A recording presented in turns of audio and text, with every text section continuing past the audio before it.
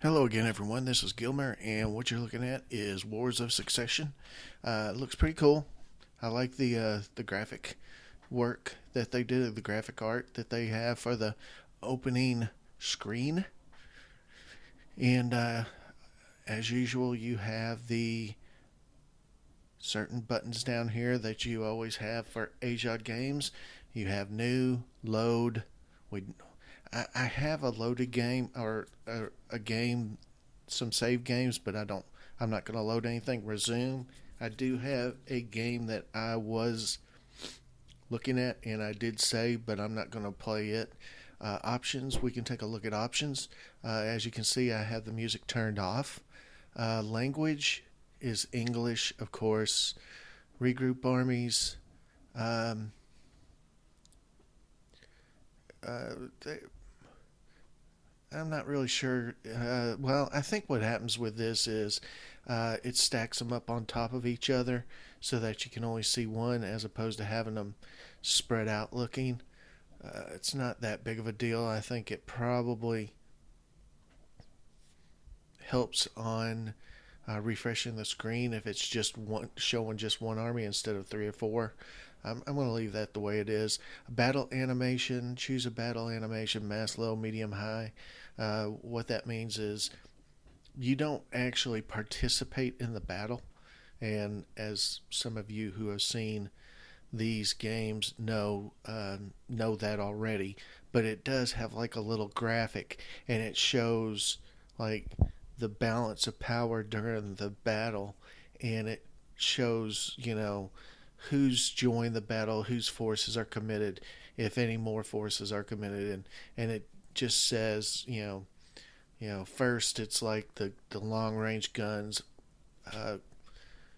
get into the battle, and then short range guns and different types of units start getting into the battle, and it tells you that as the battle goes on. I'm not going to have this too high. I'm going to have it as low. I believe that's what it is. Low, yes. Turn compression. This is for if you are playing PBEMs, which we're not going to do, but I'm not going to change that. Alternate buttons. Check some menus will show directly all buttons. Not recommended for new players. You need to restart the game for the change to take effect correctly. Well, I'm not going to touch that. Sounds.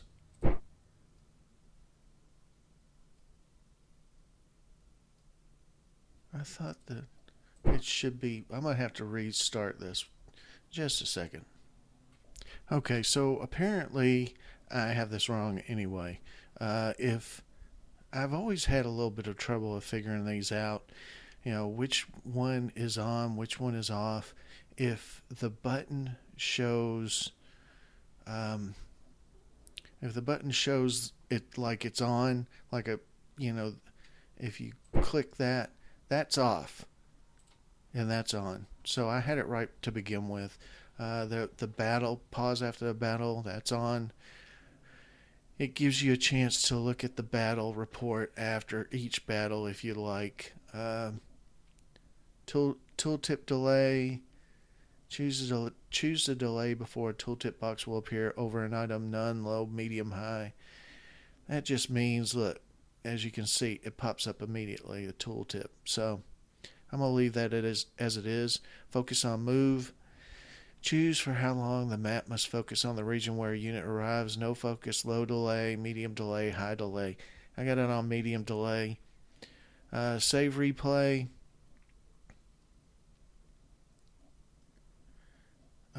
Please. Okay, so this is for PBEM as well. If you have this on, if you've ever played one of these games on PBEM, played by email, it one of the players doesn't get to see the turn as it processes. So when this is on, the player that doesn't get to see it gets a replay save so that they can see it, which is not anything that we really need to worry about as well, because we're not going to be playing play by email. These are the game rules. Fog of War's on. Delayed commitment. Small delay. Units will not engage the enemy as soon as they meet them. A delay can occur ranging from 1 hour to several days, depending on the commander's strategic rating and depending on whether friendly units are already engaged in battle. That's pretty self-explanatory. A turn is 30 days. So what this is saying is if your unit gets to a region on day 10 and there's an enemy unit there, there could be a delay of a couple of a couple of days, a couple of hours. And if you already have troops there fighting, they probably will immediately commit or commit pretty quickly. But if the battle has not been joined yet, you probably will wait a couple of days, or I probably will wait a couple of days. The system will, based on these settings. Anti-Bourbon sentiment. This is, I think, judging from the games that I've seen, what this means is people don't like the French rulers. And the higher this gets, the easier it is for you to get other nations to cooperate against the Bourbons or France. So I'm just going to have this on normal. You'll see messages all the time saying anti-Bourbon sentiment +5, +15, +10, because it does go up pretty quickly. Historical attrition. The option level is standard. This means that non-moving troops won't lose men from desertion and sickness. I am very torn about this. As you can see, this level is historical for the player only, which means the AI won't suffer from attrition. And then this is historical for both player and AI. I kind of think that the game is more fun for a player if the attrition is standard, which means non-moving troops won't lose men from desertion and sickness. I know that in the 1700s, because this is set in the 1700s, you did lose people from desertion and sickness just like at any other time. But I don't think it's as much as they program into the game based on what I've seen over the years. So I don't really want to go with this on historical attrition for either one. Automated replacements, you're playing with automated replacements high level. The AI will buy for you replacements on average 15% of the number of elements using them. What this means is there's a screen where you can buy replacements. And so if you have units that are depleted by battle or attrition, because you still have attrition happening if you're moving, what this means is it's getting the replacements set up for you. You don't have to go to that screen and actually buy replacement chits is what they call them, CHITS. You don't have to buy that. You can let the computer do that for you. I kind of like that because sometimes I forget. And I think if you noticed in my playthrough of Ageods' American Civil War II, Bloody Shiloh, I wasn't paying attention to that, and I think it was off, and I wasn't buying replacements, and we needed a lot of replacements, and that's probably part of the reason why I lost that scenario, but not completely all of it, because I think there's a lot of chance in scenarios and in the full wars in these games. Battle Planner. I don't think the Battle Planner brings anything to the game. Some people do. Some people like it. And what it does is when you come to a battle, it asks you what formation you want and then what battle plan you want. And depending on it's almost like rock paper scissors, if you ask me. That's how I feel about it. And depending on if you throw rock and the computer throws paper, then it wins the battle. As long as both forces are fairly evenly matched, and I don't really like that. I want it to be, I want to be the overall commander or overall leader of the the nation, and so I don't want to be involved in battle plans. It's almost as if, if you know anything about World War I, the Russian ruler, the Tsar, he took over the army at one point, and he was, you know, probably thinking up battle plans. You wouldn't want him thinking up battle plans because he might have some military experience, but I don't think he was as experienced as his rulers on the field. And if you play to end all wars, which that can happen, where the Tsar takes over the Russian forces, that's a bad thing in that game. That usually means that things are going bad for them, and they're about to start going worse. So I don't really like the battle planner that much. I want the battles to be decided by the historical commanders you're using, as opposed to, some trick. I mean, not trick, but some fortunate way you set up your battle. I want them to be setting up the battle. It's kind of like if Lincoln was telling Grant how to fight the American Civil War. I don't think that's really the way that it should be done. Activation rule: if selected, land forces will have a large movement and combat penalty if the stat commander is not activated. And what that means is we've discussed this before. If a commander, the commanders all have a little envelope on their card, basically. The little card that shows them their combat ratings and all that. There's a little card that shows, or on the card there's a little envelope that shows either open or closed. If it's open, that commander is activated. If it's closed, that commander is inactive. And inactive leaders cannot perform offensive actions that turn. So they fight at a penalty because they are not activated. If they're activated, they can do everything, and they'll fight at 100% of their abilities. So I just have that on low.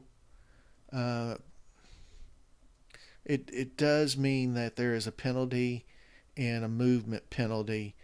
So a battle penalty and a movement or a combat penalty if the commander is not activated.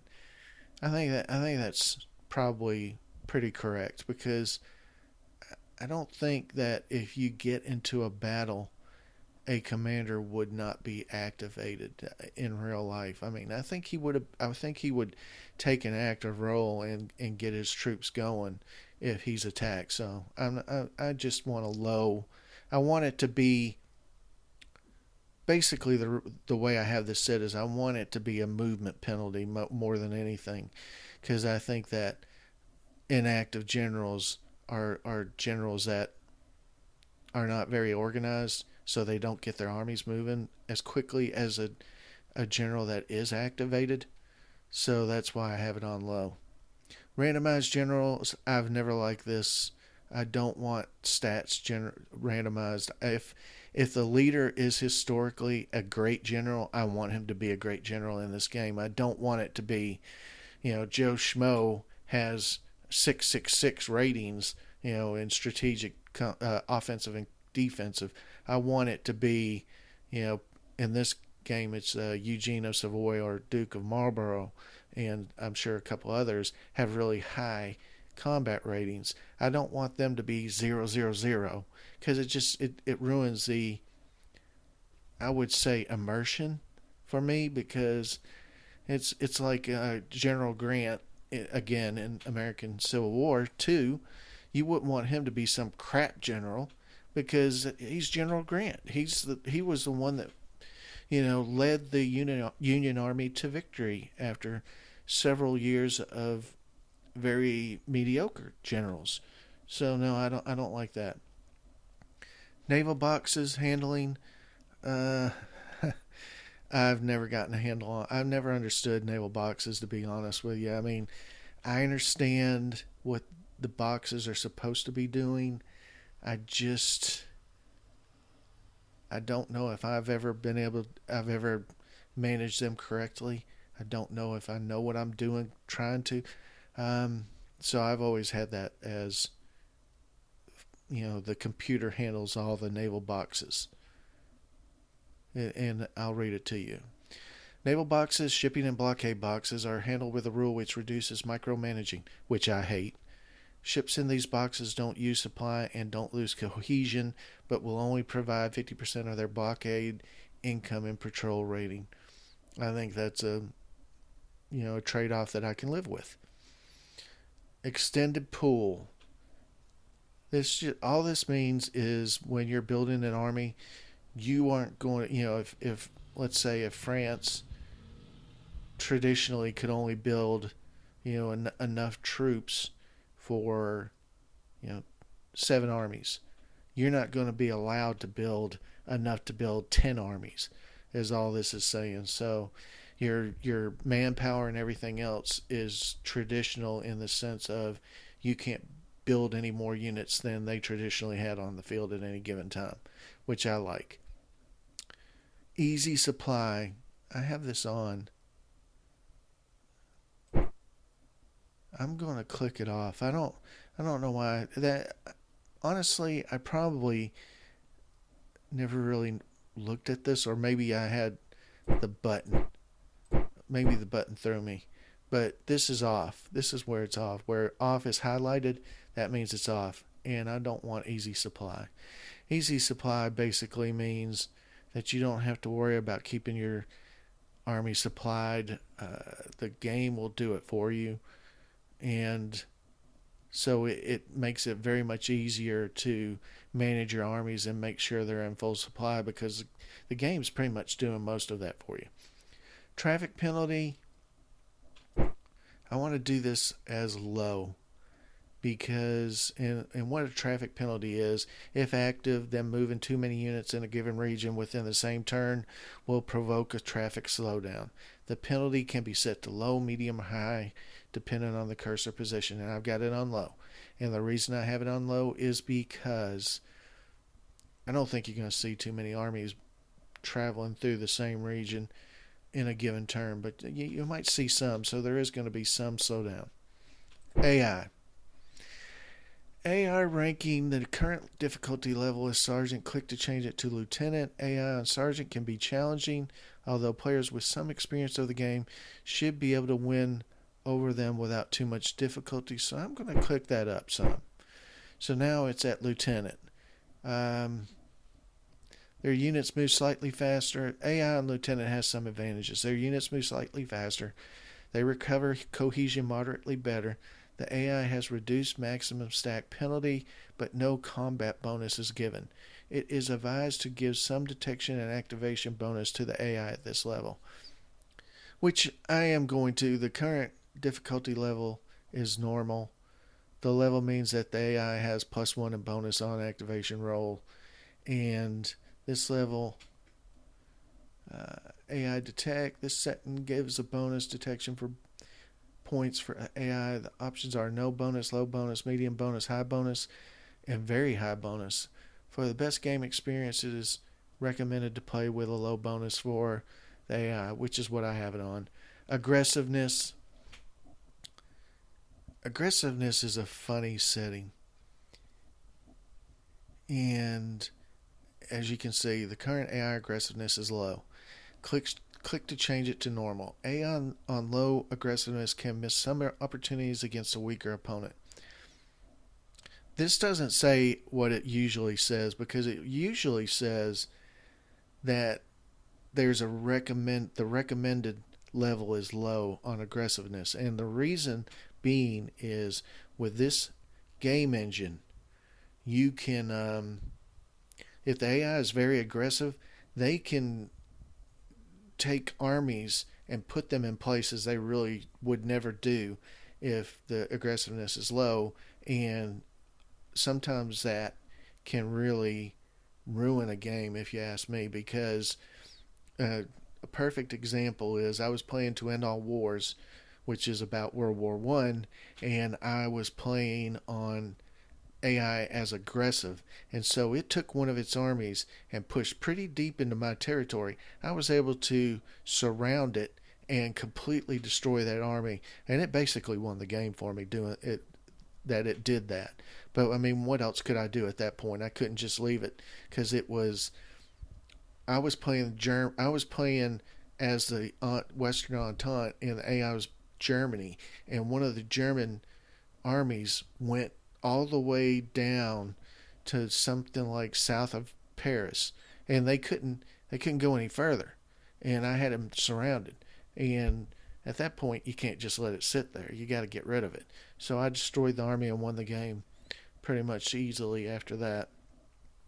Gave me about 20 points national morale for killing off one army. Give the AI more time, and so that's why I'm going to have it on low aggressiveness, because it won't do any crazy attacks. Normal. Okay, so wait a minute. The current AI aggressiveness is normal. Click to change it to high.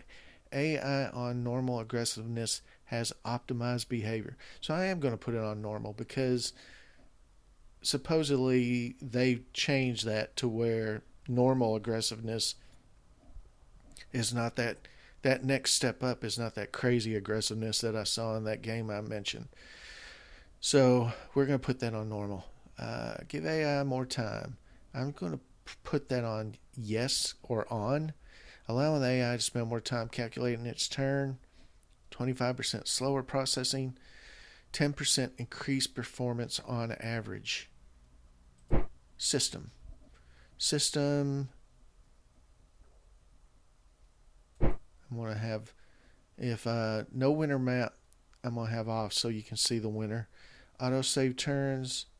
This probably doesn't matter much to you. Textures initialized.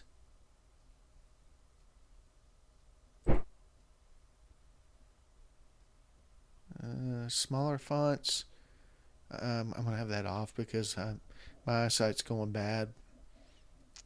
Not too bad, but kind of bad. Max texture size. I'll let you read that. I have a decent video card, so I think it's fine doing it basically at whatever level of this I want. I used to think I had a Titan, which somebody explained to me that 980 Ti doesn't mean Titan. It's a good card, but it's not an actual Titan. So, but I do have a decent a card that can handle Ageods games very easily. You are allowing the game to use 10% of your physical memory for its internal caching purposes. So I'm going to put that on high because I think I have a pretty good amount of physical memory for them to do that. I think it helps the game's performance. CPU sleep mode on.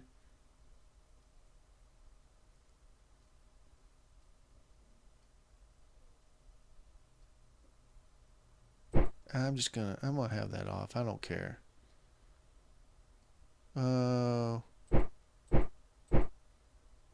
Let's see. Error logging off. Allow the game to log errors by forwarding the files to the development team. You can improve the game for yourself and other players. Turn processing is slightly slower. I don't think this game is going to be developed any further than it is now.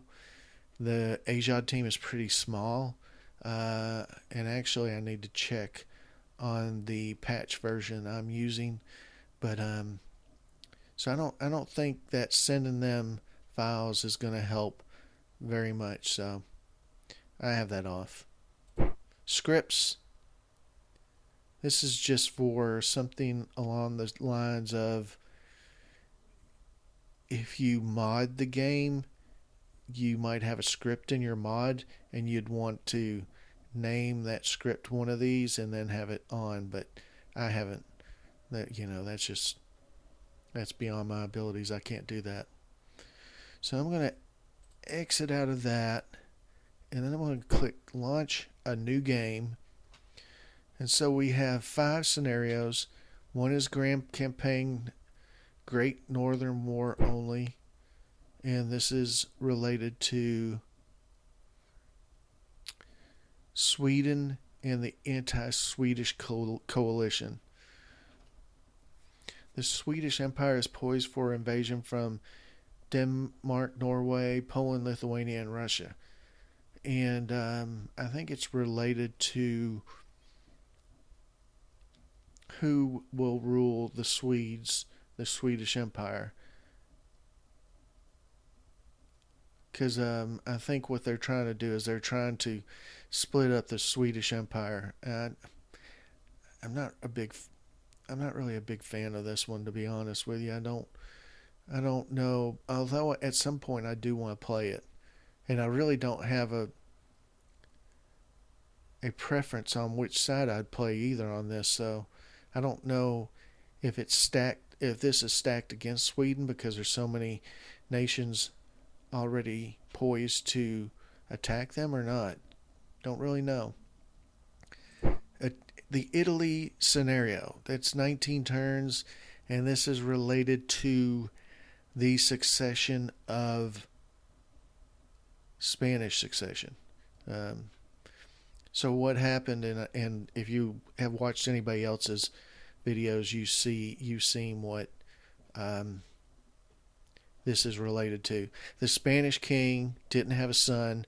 The Spanish king died, but he basically wrote a will saying, I want the grandson of the French king to be the ruler of Spain, and I think maybe even the Spanish Empire. And at the time, Spain owned parts of Northern Europe. The Belgium area wasn't Belgium yet. They don't become Belgian until they gain their independence. And they're already talking about breaking away from Spain at this point anyway. And Great Britain is kind of helping them. Is they have Great Britain sympathies trying to break away from the Spanish Empire, because nobody likes Spain right at this moment. The Spanish Empire it's pretty strong. It's pretty powerful at that time, because they, like I said, they had the Belgium areas, I believe, and they also had huge amount of land that they owned in the New World, especially in South America and a lot of the Caribbean as well. And so when this guy died and wanted the grandson of the French king to inherit the Spanish Empire, they saw that as Spain and France eventually combining, and that would have just thrown the balance of power, which is something that was gaining a lot more usage at that time. The phrase balance of power, and that most of the nations like Great Britain, Austria, Italy was not completely unified at this time. I don't know when Italy unifies, but as you can see, Prince Eugene of Savoy, I'm pretty sure Savoy or parts of Savoy eventually become part of Italy when it becomes a nation. So Savoy at the time, I think, was a fairly strong nation, but I don't think it could have stood up on its own against a nation like France or Spain or Great Britain, but it was still a pretty strong nation from what I remember. I could be wrong on that though. But anyway, so the French military involvement begins with, or provoked French military by, okay, so Eugene of Savoy invades the Duchy of Milan, which is not part of Italy yet, but I think it's kind of it's kind of controlled by the French maybe, and so the Austrian forces attack into the Duchy of Milan and started the real fighting of the Spanish Succession War, because Great Britain, Russia, Austria did not want France and Spain to combine into a super empire, basically, which would have dominated European politics and land wars and everything else for hundreds of years at that point. So they come up with their own successor. And that's what the War of Spanish Succession is about, is who gets to place their chosen leader into the position of Spanish emperor. So Italy is a small turn or a small scenario, 19 turns. Grand campaign. This is a very long one as well. War of Spanish Succession only. Spanish Succession campaign. This is a truncated version. This starts in 1701 and runs through 1716. This one starts in 1706 and runs in through 1714. And then this one runs from 1709 to 1714, 57 turns. And I know somebody has already done this on YouTube. I did notice they had a few little hiccups on how certain things worked, such as activation and inactivation of generals, but I might do that. I'm not going to start any game today. I'm not feeling 100% today. It's not the virus. I've been practicing not going out and working from home and that kind of thing, so I don't have the virus. The last time I left this apartment was Friday of last week to go to the grocery store, and I didn't have a mask on, but I kept my head down and didn't touch anybody and tried to stay at least 6 feet away from everybody and didn't go around trying to breathe the air that people were breathing out or coughing out. So it sounds kind of amusing. I'm not trying to be amusing. It's a very serious situation. But I didn't get it. I don't have any congestion. There's nothing. There's no flu symptoms. Nothing like that. I just have some other issues that flare up every now and then that are not related to my respiratory system or anything that the flu affects. So I don't feel 100% right now, but I did want to do a video today because I had promised one. I am going to play Wars of Succession. Oh man, I'm like wanting to rub my hands over something like this. 175 turns. I'm just so excited to get back into Ageods games. I know I played the Bloody Shiloh scenario yesterday and the day before and just got completely wiped out. It was a minor defeat, but it was still nothing I did worked.